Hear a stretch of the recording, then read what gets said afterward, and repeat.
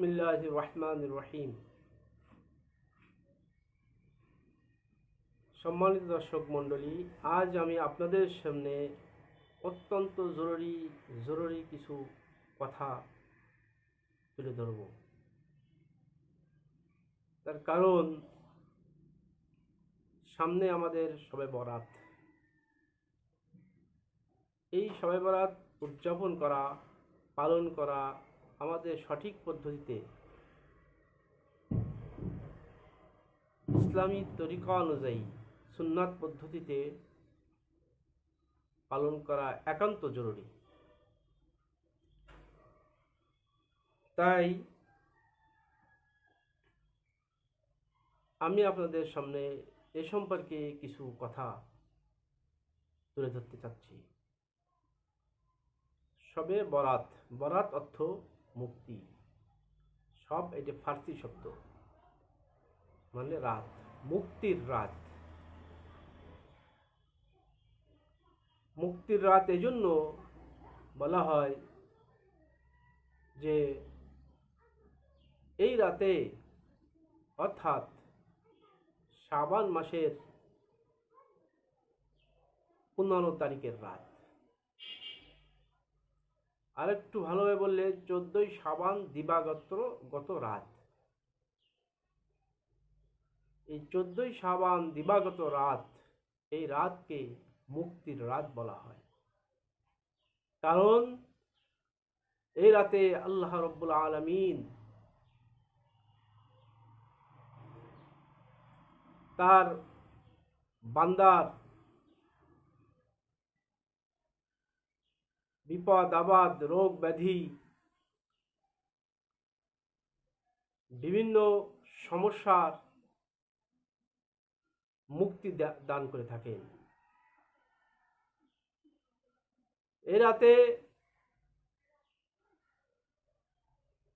অর্থাৎ সূর্য অস্তের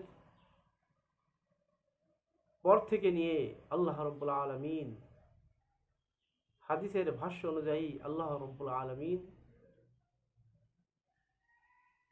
প্রথম আসমানে অবতরণ করেন আর আহ্বান করতে থাকেন শবে সাদেক পর্যন্ত। আছে কোনো রোগাক্রান্ত ব্যক্তি, আমি তাকে রোগ থেকে মুক্তি দেব। আছে কোনো রেজেক চাহানেওয়ালা ব্যক্তি, রেজেকের অভাবী ব্যক্তি, আমি তাকে রেজেক থেকে মুক্তি দেব। আছে কোনো বিপদগ্রস্ত ব্যক্তি, আমি তাকে বিপদ থেকে আর মুসিবত থেকে মুক্তি দিব। তাই এই রাতকে মুক্তির রাত বলা হয়। তবে আমরা এই রাতে আল্লাহ রাব্বুল আলামিনের কাছে এই সমস্ত বিষয়গুলোকে সামনে রেখে অনেক বেশি দোয়া করব, রোজাদারি করব, কান্নাকাটি করব, অনুনয় বিনয় করব। বড় বড় সমস্যা আমাদের, এই সমস্যার সমাধানের জন্যই তো আমরা বিভিন্ন পেরেশানিতে থাকি। কিন্তু আল্লাহ রাব্বুল আলামিন বছরের এই একটি দিন, যে দিনে আল্লাহ রাব্বুল আলামিন বান্দাদের প্রতি রহমতের দৃষ্টি দান করেন, আর এই রহমতের দৃষ্টির মাধ্যমেই পুরো এক বছরেই হায়াত, মৌত, রিজিক, ধন দৌলত আল্লাহ রাব্বুল আলামিন এই এক বছরের জন্য এই রাতেই লিপিবদ্ধ করে দেন। এই রাতে আমরা বেশি বেশি নফল ইবাদত করব, ইস্তেগফার করব, আল্লাহ তাআলার কাছে ক্ষমা চাইব নিজের গুনাহের। কিন্তু দেখা যায় এক শ্রেণীর মানুষ আছে, তারা হালুয়া রুটি খাওয়ার জন্য বাড়িতে বাড়িতে এর পসরা বসায়। প্রকৃত যে ইবাদত, সেই ইবাদত থেকে অনেক দূরে সরে যায়।